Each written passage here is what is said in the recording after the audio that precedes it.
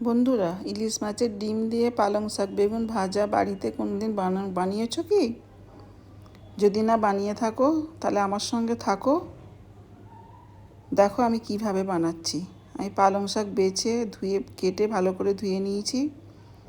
একটা বেগুন ডুমো করে কেটে নিয়েছি, ছোট একটা আলু পাতলা করে কেটে নিয়েছি। তাহলে চলো রান্না এবার চলে যাওয়া যাক। আসসালামু আলাইকুম। তোমরা কেমন আছো বন্ধুরা? আশা করছি অনেক ভালো আছো। আমাদের ইউটিউব পরিবারে তোমাদের সবাইকে স্বাগত।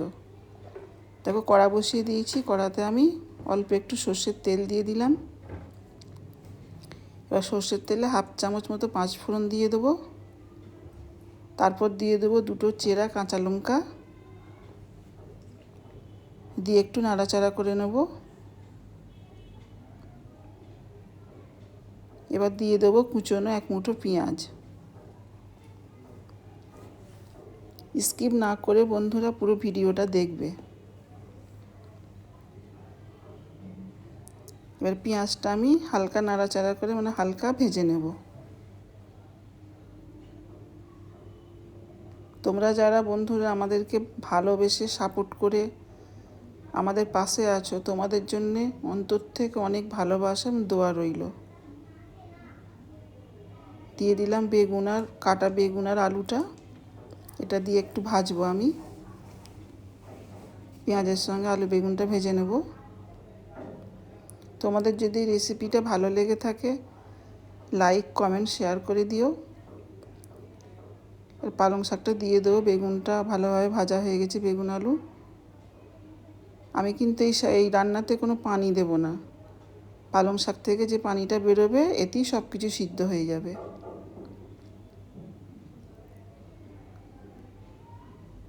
তোমরা যারা নতুন বন্ধুরা আমার এই ভিডিওটা দেখছো, তোমাদের জন্য আমার অন্তর থেকে ভালোবাসা দোয়া রইল।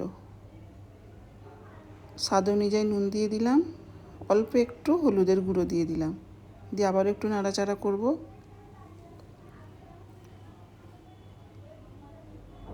তোমরা যারা নতুন বন্ধুরা এখনও সাপোর্ট করোনি, যদি তোমাদের ভালো লেগে থাকে ভিডিওটা বা রেসিপিটা, তাহলে এখনই একটা লাইক দিয়ে সাপোর্ট করে আমাদের পাশে থেকে যাও। অল্প একটু চিনি দিয়ে দিলাম, দিয়ে আবার একটু নাড়াচাড়া করব। এই ইলিশ মাছের ডিম দিয়ে পালং শাক বেগুন এতটাই মজার হয়। এটা ইলিশ মাছের ডিম বন্ধুরা, এটা আমি আগের দিন ভেজে ফ্রিজে রেখে দিয়েছিলাম। ওর থেকে আমি হাফ নিয়ে নিলাম, ব্যাস এতটুকুই। এতেই পালং শাক মজে যাবে।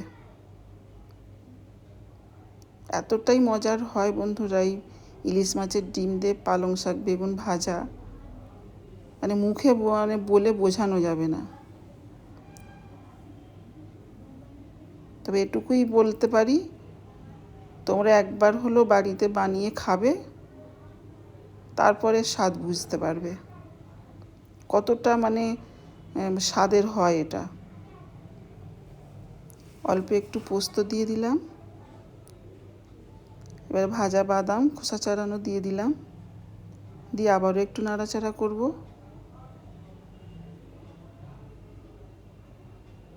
এগুলো তো সিদ্ধ হতে বেশি সময় লাগে না, পালং শাক বেগুন তাড়াতাড়ি সিদ্ধ হয়ে যায়। যেটুকু নিয়েছিলাম দিয়ে দিলাম, কম মনে হচ্ছিল। আবার একটু ভালো করে নেড়ে নেব।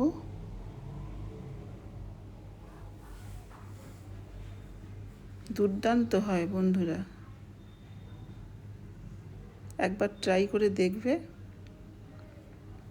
দেখো ঠিক এরকম ভাজা ভাজা হয়ে গেছে।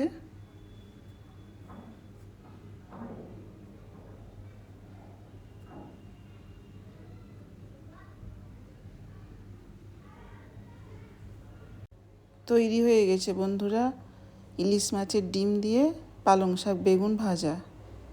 কেমন লাগলো তোমাদের রেসিপিটা? যদি ভালো লেগে থাকে কমেন্টে জানাবে। আমি আবারও ফিরে আসবো তোমাদের মাঝে অন্য কোনো নতুন রেসিপি নিয়ে। তোমরা ভালো থেকো, সুস্থ থেকো, সাপোর্ট করে আমাদের পাশে থেকো।